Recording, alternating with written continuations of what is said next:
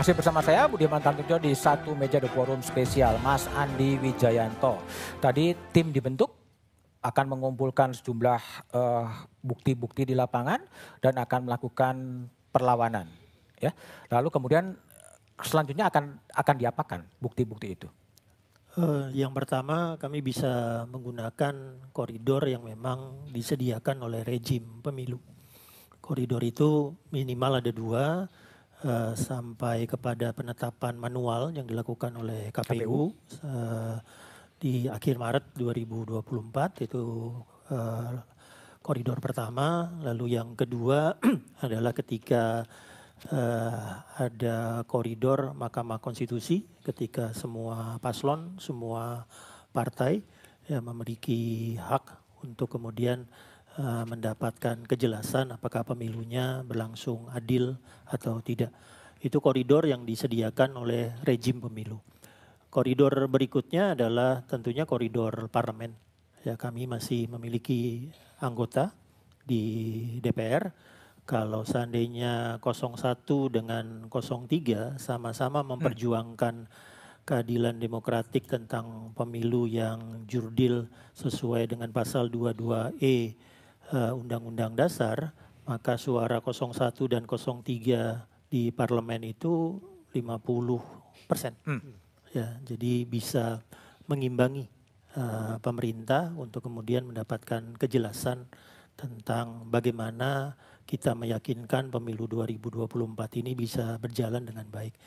Ya, koridor yang ketiga sebetulnya sudah terjadi, sudah dimulai sebelum kami bergerak. Yang tadi disebut oleh Prof.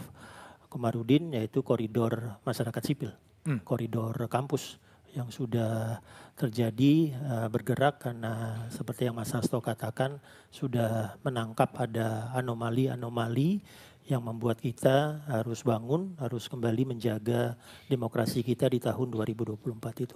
Minimal ada 3 koridor itu yang bisa nanti coba kami perkuat dalam tim khusus yang akan segera dibentuk. Persisnya apa? Koridor parlemen, perlawanan politik melalui jalur parlemen dengan asumsi 03 dan 01 kemudian bergabung. Apa konkretisasi dari perlawanan politik yang dikerjakan? Ya, tentunya di parlemen dengan mekanisme komisinya bisa memanggil penyelenggara pemilu, ya, kemudian di situ mempertanyakan kerja dari penyelenggara pemilu apakah memang sudah sesuai dengan undang-undang pemilu. Ya, tentunya tujuannya agar kita kemudian bisa melakukan pembelajaran sehingga kegelisahan kita tentang gelapnya demokrasi di 2024 ini bisa segera diperbaiki. Oke, Mas Hasto sebagai Sekjen PDI Perjuangan, ada perlawanan politik melalui jalur parlemen, apakah menggunakan hak-haknya untuk pembelajaran politik ke depan? Langkah itu yang akan ditempuh oleh PDI Perjuangan? Ya, tentu saja. Kalau kita ingat misalnya 2009 itu kan terjadi manipulasi DPT. Dan kemudian saat itu sampai dibentuk hak angket. Ya. Dan dari situlah membangun suatu kesadaran tentang pentingnya perlindungan hak konstitusional warga negara untuk memilih.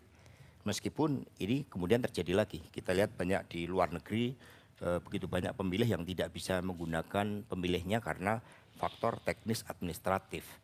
Sehingga perlawanan tadi tentu saja karena ini menyangkut hal yang sangat fundamental terkait dengan yang saya sebut tadi, bahwa kecurangan dari hulu ke hilir ini kan memang benar-benar terjadi. Hanya saja memang kita berhadapan antara 2 hal, yaitu yang pertama adalah pihak yang memang ingin menjadikan demokrasi ini benar-benar menempatkan kedaulatan rakyat tanpa intervensi manapun. Kemudian pihak yang kedua, ya karena proses ambisi kekuasaan itu.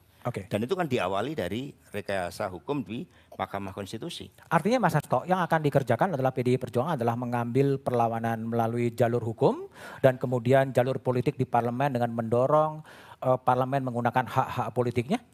Ya, tentu saja ada berbagai jalan yang ditempuh ya.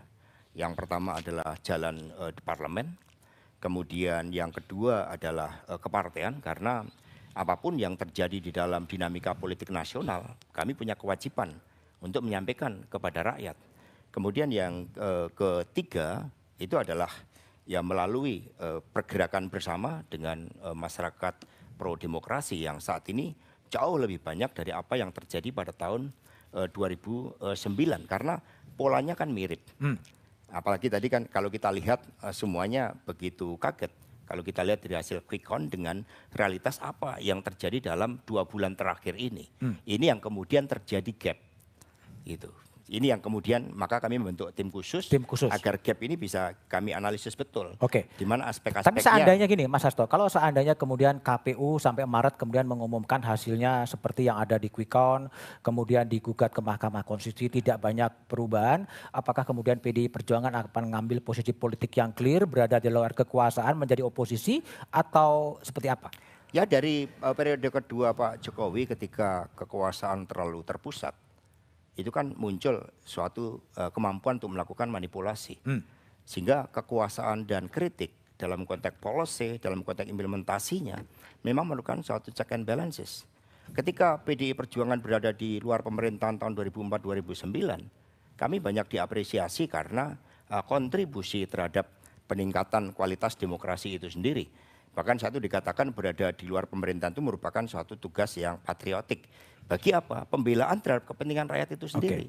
Dan suara-suara sekarang ini kan makin besar. Bahkan kalau saya wakili dalam bentuk ini, saya terima pantun, itu menggambarkan apa yang terjadi. Misalnya, dari hulu ke hilir terjadi kejanggalan. Dari rekayasa hukum hingga politik bansos dan uang.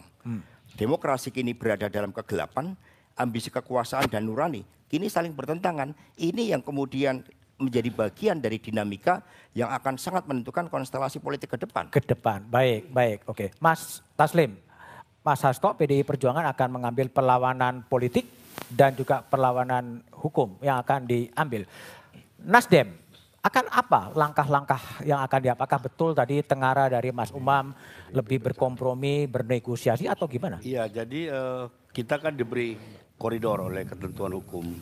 Kita sudah mengumpulkan semua bahan-bahan yang mungkin kita gunakan untuk menempuh termasuk ke MK.